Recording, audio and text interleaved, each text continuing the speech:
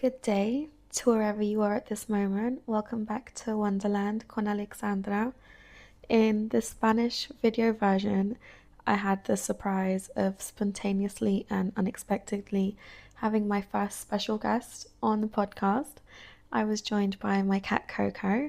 She made her first little appearance to my surprise. I call her Coconut, but her name is Coco, and she's one of my whole little lives.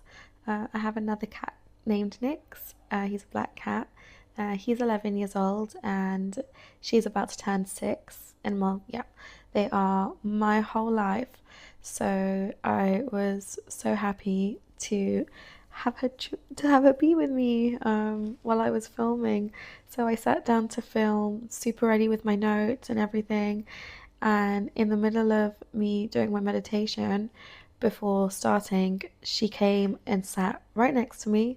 Um, it's like she knew I needed the company and the support while filming. And honestly, it was everything that I needed at that moment. So happy to be filming again and trying to reconnect with you all. If I told you how these past few weeks have been since I launched my introduction video, well, I'll share because I feel like it's part of my story, part of the story of this podcast, of the journey I'm taking and what I'm trying to do. So, when I filmed my introduction, I also recorded 2 more episodes. One was on a topic, and the other was an interview. And while I was editing what was supposed to be the first official episode, I was watching the content and thought, no, I don't like this. This isn't good enough. This isn't representing the standard of what I'm trying to produce. And I'm not going to rush or pressure myself to put out content just because it's supposedly part of a plan. So while I was editing, I said, I don't like it. I thought I need to try again and create content I truly want to share. But when I tried, it just wasn't happening. I couldn't talk in front of the camera. It didn't feel natural. It wasn't authentic to who I am. It was becoming way too difficult, and I was starting to grow fears and distaste around filming and filming the podcast. I was overthinking everything, and all of this was happening internally. I was putting too much pressure on myself to create, to film, to get things done, to get something done. I felt a knot in my stomach, my chest, my throat, and after reflecting a bit, I realized that 3 of my chakras were completely blocked. Those that help me receive and give energy. And so even eating was hard. Of course, I continued with my daily life because life doesn't stop. My mood was fine. I kept on with my classes, my gym classes, my job, my responsibilities. And in the midst of all of that, I was listening to audiobooks because I didn't have the time to pause and just be calm. So while cleaning and while going from one place to the other or working, I listened to my audiobook and I would say to myself, this can't stay like this. I know I can handle this. I know I'm meant to do this, to be the person who receives and shares the collective message that we all need to hear. And God and the universe wouldn't have placed something so special in my heart, this purpose, if it wasn't something I needed to communicate. And I wasn't going to let fear or self-doubt defeat me. And what people don't talk about enough is how hard it truly is to start and get used to doing this. I used to say I wasn't shy in front of a camera. I love photos, I love filming. Sometimes I'll just post videos online singing and dancing just for fun. Since I was little, my mum used to film my sister and me. She made videos to send to my grandma in Colombia and to the whole family. I wouldn't be able to see that camera come out without changing into a dress and little red shoes that were a replica of the Minnie Mouse ones. That was my outfit, and I'm sure there's a video out there. I would just put on a show for my sister. I wasn't ever shy. So back to the story. When I sat down to film for the first time and everything came out naturally on the first take, I realized it was because I had my friend helping me film. We were sharing the energy and the excitement for what I wanted to say, and everything flowed beautifully. I wanted to recreate that the second time, but on my own, thinking I could do it even better. I'm a perfectionist, but that's when nothing worked. I let it overwhelm me because I didn't understand how something I've always loved suddenly became difficult and made me feel shy. But thanks to many wonderful people in my life, friends, family, my mom, who encouraged me and told me don't give up. It's a process, trust. When you're scared, do it scared anyway. It's all I kept hearing throughout that time.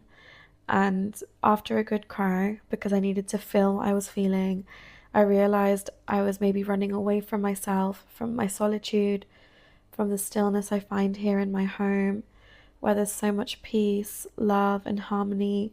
It's my safe space, my sanctuary. But I was constantly running from one gym class to another, from Pilates to spin, or staying at the office until 7:30 p.m., which I've never done before. But that just shows a new focus and discipline I'm developing. I love being focused and improving in every aspect of my life. But I was using all of that to avoid doing what I truly wanted to do. And throughout it all, I kept listening to my audiobook, The Mountain Is You, which is by Brianna Wiest, originally in English, but I needed to hear it in Spanish at that moment. It helped me a lot through everything I was feeling. And I'm so glad to be back and sharing and connecting genuinely again.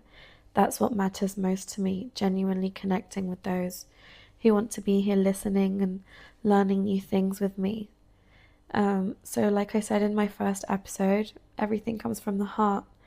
I wouldn't be here facing these fears if I didn't feel this was truly important. And to sum up, I would say I know my mission, my purpose with this podcast is so big that I feel like there are greater forces trying to dim my light, but I'm not going to let that happen. I'll do it with fear, with doubt, with insecurity, but I'll find a way. You can't let yourself be defeated. And so now, with a huge smile, I can say that this has been a tremendous process. It's funny because when you really want to achieve something, when you have a dream, a goal, and you find your purpose, I swear mine was screaming at me. There were signs appearing everywhere. People had been starting to tell me, why don't you start a podcast? You have a beautiful voice for it. Podcasts from people I know started to come out too. And I thought, what is this? I was reading an amazing book that said, when you feel that calling in your heart and it makes your heart race and it even scares you, it's because that's what you're truly meant to do. And I would just get passionate and excited talking about my project.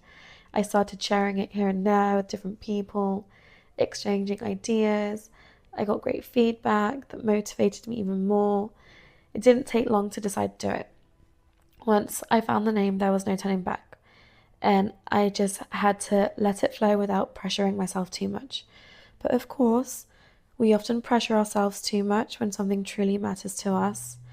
And maybe it's late, but well, actually, nothing is ever really late. Everything happens when it's supposed to. Initially, I had planned to release an episode every 2 weeks, and naturally and with divine timing, I can say we're back on track. So you'll be able to sit with me every 2 weeks. I still haven't decided whether it will be on a set day or whenever it flows naturally, but I know that this series and this podcast will be here for you to connect with whenever you need it. I'm one of those people who, when I start a podcast, I go back to season 1, episode 1. I like to see how it started, the growth, what the person had to say from the beginning, because every message is different and it comes from a higher knowing. We're just the channel for that message. And so I had to find a new structure because what I had planned wasn't working. Sometimes we cling too tightly to an idea, to how we want everything to go perfectly, but life, nature, circumstances, they have other plans. And what I wanted to say in the second episode, maybe it wasn't the right time. And the universe was pushing me to do it differently, to connect in a different way. That's how I took that. and I kept on listening to my intuition, which lately is the only thing I do. I'm seeing what follows and what comes after that, and it's been beautiful things that never would have happened if I hadn't taken that step. So I had to take steps back and reconfigure everything. Um, and now I'd like to tell you a bit about who I am,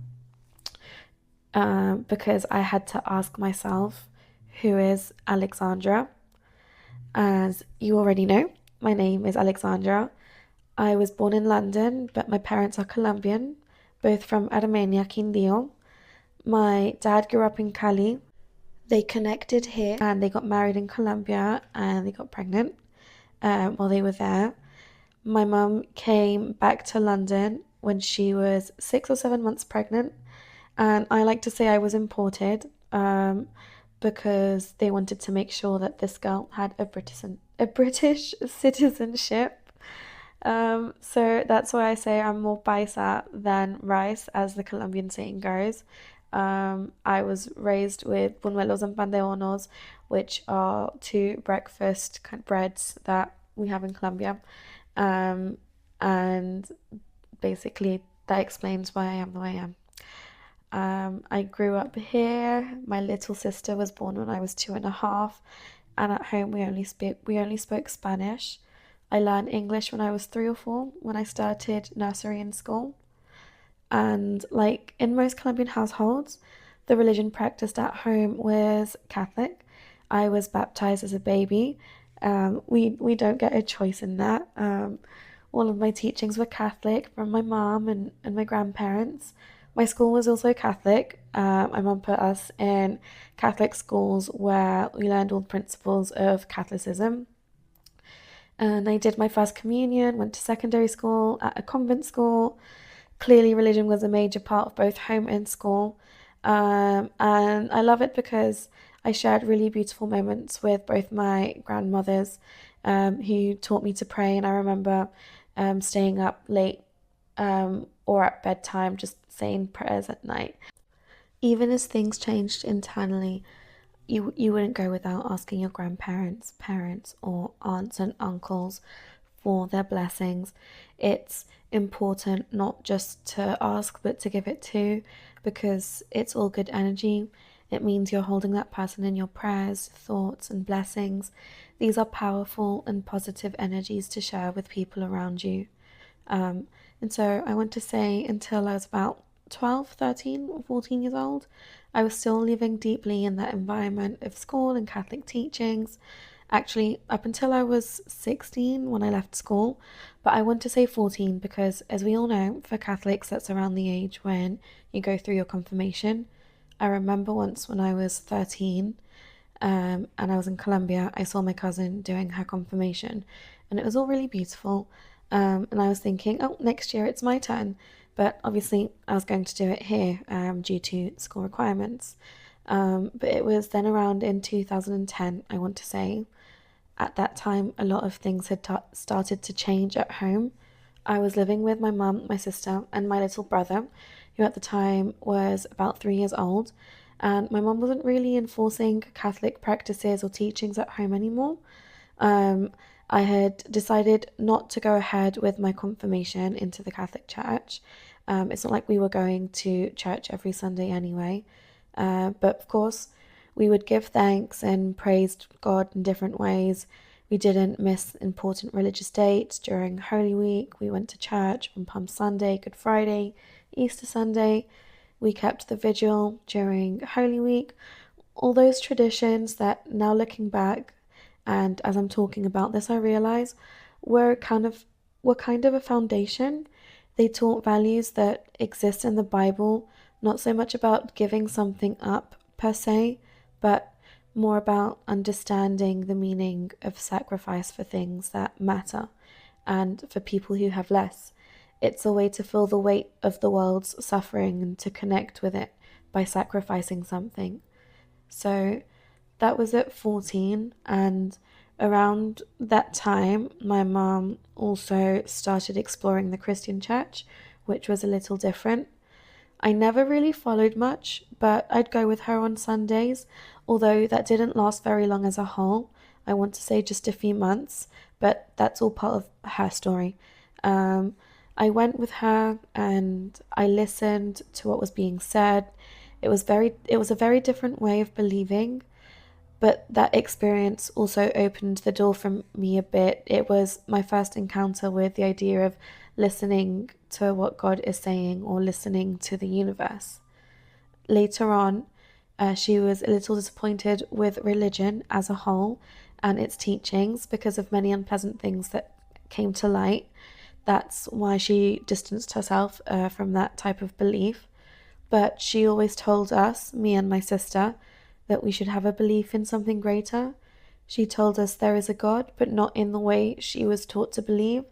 She said we should believe in something, whether it's a power outside of the universe, God, or even ourselves, but to believe because believing in something helps guide us on a good path.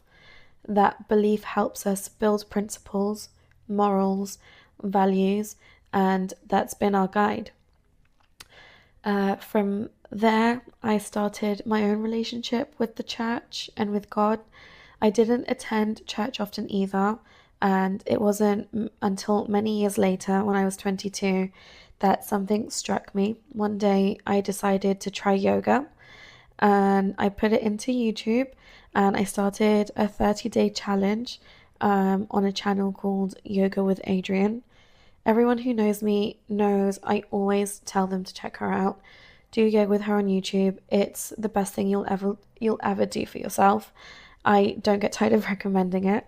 I am a massive yoga enthusiast. Um, and I haven't looked back since that day. I mean, I don't practice yoga every single day, though now I kind of do.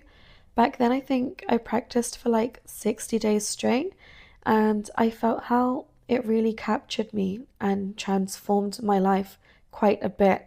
What I was living at the time, what I was doing, that will be a story for another day, but I realized that the life I was living then wasn't for me anymore.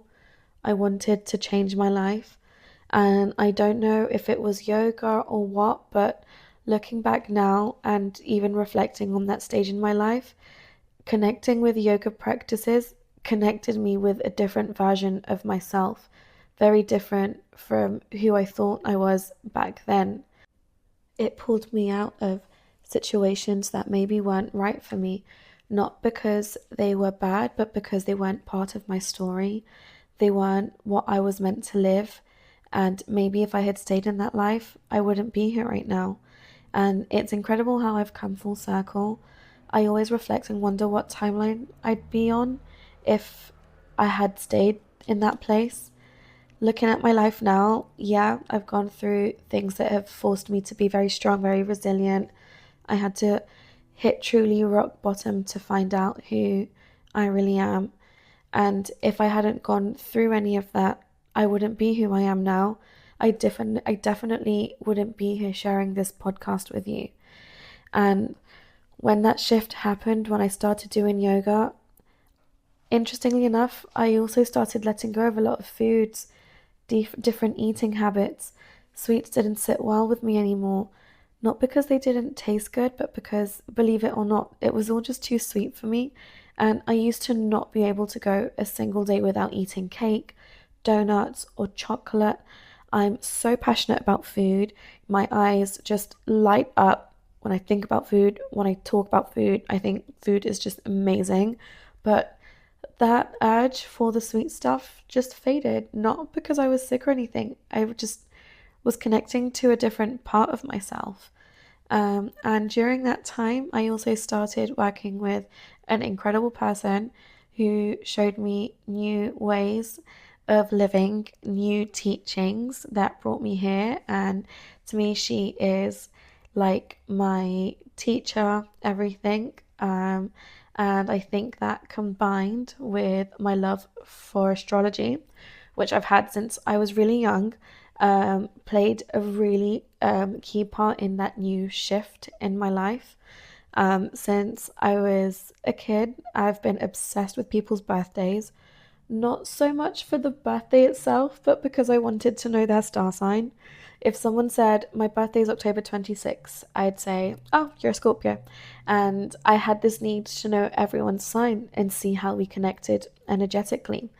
And since I was about 11 or 12, this is kind of when that love for all of that started. I even loved knowing like signs of celebrities. And as I've grown, I've learned that it's not just about the sun sign, and even the language and how I talk about astrology has evolved because this is something I'm deeply passionate about. And so now I look at full birth charts, how synastry works between signs, and what we need, what the others offer us, how the elements play a part in all of it. And yeah, most of my friends growing up were water or earth signs. So the water signs are Cancer, Scorpio, and Pisces, and the earth signs are Taurus, Virgo, and Capricorn. And well, now most of the new friends I'm connecting with are air signs, which are Gemini, Libra, and Aquarius. And I think that it's amazing how everything comes in stages. And maybe it's tied to the foundation of kind of what my beliefs were at the beginning. For example, I'm a Virgo, that's my sun sign. My moon sign is Sagittarius, and my rising sign is Capricorn. I always said I connected primarily with water and earth signs because they align with Virgo's energy, which is also an earth sign. But that doesn't mean I don't also connect deeply with fire signs, and very deeply, if you know what I mean. And that's because my moon sign is in Sagittarius, which is one of the three fire signs, which together as a three are Aries, Leo, and Sagittarius. And so my moon sign makes me seek out passion and fire, that spark that a fire sign brings. And now apparently I'm connecting more with air signs because I'm trying to flow more freely through life. I base a lot of things on astrology because all of this is physics. It has to do with the alignment of the planets, where the sun is, where the moon is, Jupiter, Venus, and so on. Everything has its place in the universe and in the cosmos.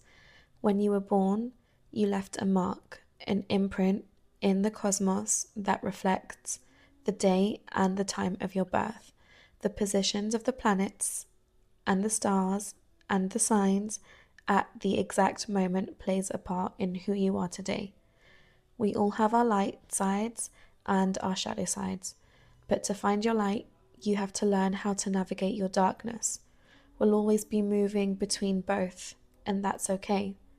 The deeper you fall into darkness, the more light you'll find. But how would you even recognize the light if you've never been in the dark? It's important to find that balance.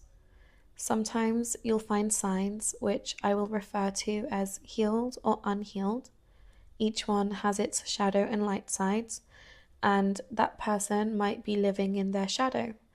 But to know yourself, you need to accept both because they're both parts of who you are. All of this relates to planetary movements, and right now we're in Gemini season. It started a few days ago, and I've personally felt a lot of transformations. For example, since Gemini season started on the 20th of May, I've felt all of the shifts that have come with it. Gemini is a mercurial sign, just like Virgo, so they're sister signs, and they communicate well because both are practical and logical in how they think and communicate. And Gemini and Virgo are part of the mutable signs, along with Pisces and Sagittarius. This means that those four signs are the ones that flow most easily with life. They go with the current, they allow things to unfold as they're meant to. The calmest and most energetically grounded signs of the zodiac. So I felt that energy in full force when the sun entered Gemini with the moon in Pisces. I felt heavy because the energy Pisces was bringing at that moment was very reflective, looking inward, examining my feelings. Pisces is one of the most energetically sensitive of the signs, and that day I felt the need to stay still and to scan myself to see what I had happening on the inside. And that was the day that I had my breakdown, where I discovered what was really going on with me, and I was able to cry and release all of these emotions. Um, that day, I had spoken to my mom on the phone, told her kind of what was going on, really having a hard time because I just didn't feel like myself, and this was it was too much for me. I felt like I was letting myself and everyone down, and so I was trying to push myself through, kind of getting on with my evening. I had started to wash the dishes when it all kind of came to me. Um, and it's amazing that by using the energy of kind of what's in the atmosphere at the time, that can help you kind of take a deep breath and really examine what's happening within. That day, after I had my massive cry and I figured it all out, um, I felt the relief. And the next day, when the moon moved into Aries, I immediately felt that charged up, fiery energy. And it was like, okay, well, yesterday we cried. Now we know the solution. We're ready to figure out a plan. What comes next? What comes now? What's the plan of action? Um, and yeah, well, that's a bit about my beliefs and my passions, and all of that has shaped me into who I am today and why I think the way that I do. For example, I was reading something really interesting online the other day, and it helped me understand where some of my personality traits come from. And it said, I'm logical because my sun is in Virgo. I am passionate because of my moon in Sagittarius and my Venus in Leo, and I'm ambitious but grounded because of my rising sign is Capricorn. And that's one of the ways that your birth chart plays a role in who you are. And as I just explained in a super extraordinary and cosmic way, that's how it works. And if you don't know, your four most important signs are your sun, moon, rising, and your Venus. And you can just look it up on Google. You can search for birth chart calculator and make sure that you know the time and the place that you were born. That's super important, as well as your date of birth, of course. And then you can start researching and learning more about your traits and what synastries you have based on your signs. And for everyone with Saturn in Aries, happy Saturn return. Officially today, May 24th, when I'm recording this, Saturn has returned to Aries, our sign, the sign Saturn was in when we were born. For those who don't know, your Saturn return is the year or period in your life when you experience the most transformations, where everything changes in your life. Everything you thought was true turns out not to be, and everything you thought wasn't suddenly is.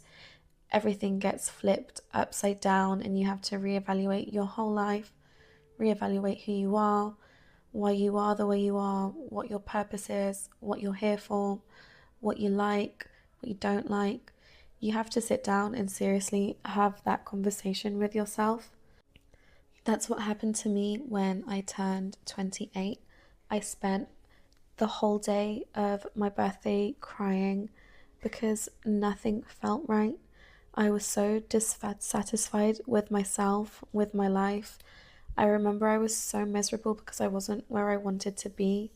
Not because I was pressuring myself, but because I truly thought that my life would look really different at that point, and everything in my life had changed.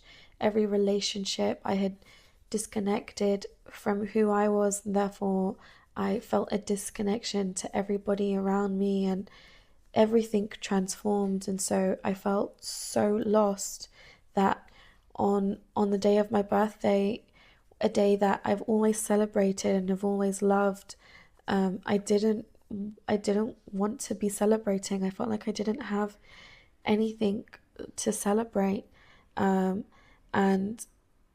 I think maybe maybe it had to do with how I grew up, maybe with things that I expected for myself. Like maybe I thought that I would be married, that I would have a family, I would be living a completely different life from the one that I have now.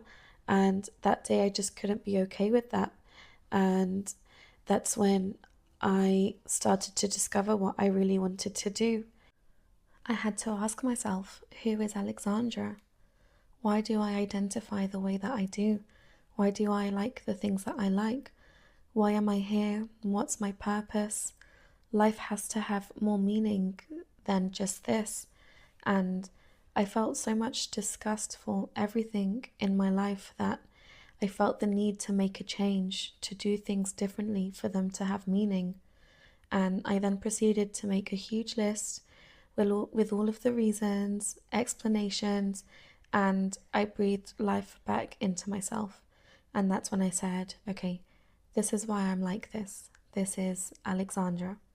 And I continue to share some of my interests with you all that I also feel that play a part into who I am. For example, why I love Carol G so much. And I don't know if I'm ready to fully talk about this, since I feel like it might be a bit too early on the podcast, or maybe it just came out naturally, meaning that it's the right moment. So I connect a lot with the artist Carol G. First, because when I was born, my name wasn't Alexandra, it was Diana Carolina for 2 weeks, and both of my parents' last names is Giraldo on both sides. So when I found out that her name is Carolina Giraldo, um, and I had started to like Carol G a lot at the time, I thought, okay, that's a big coincidence, but maybe this is one of the reasons that I connect with her.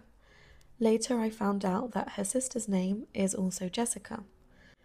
Then I started experiencing things in my own life that paralleled what she was going through in her relationship, down to the smallest details and her breakup and coming out of that place.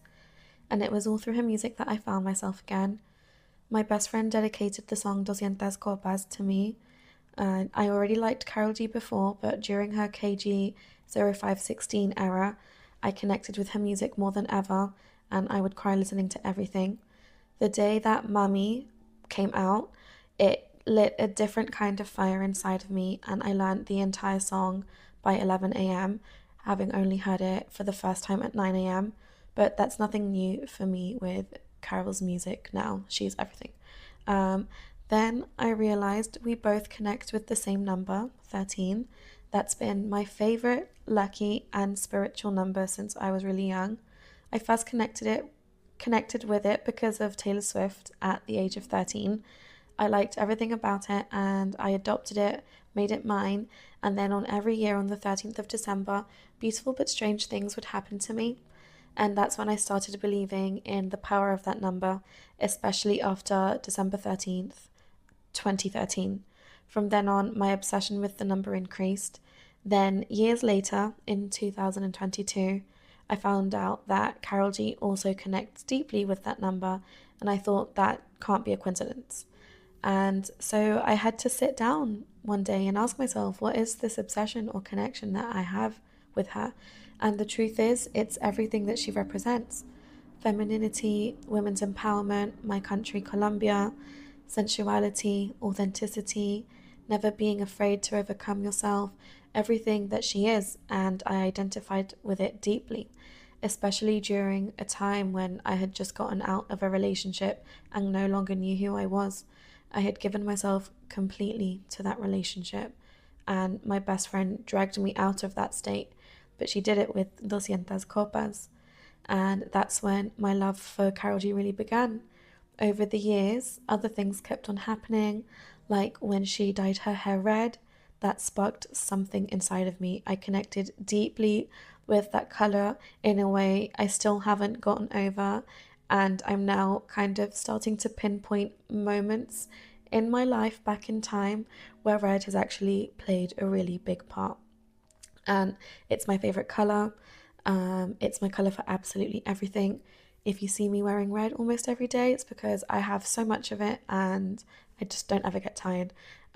It's what the colour means to me and what it represents: passion, love, intensity, fire, things that I deeply identify with.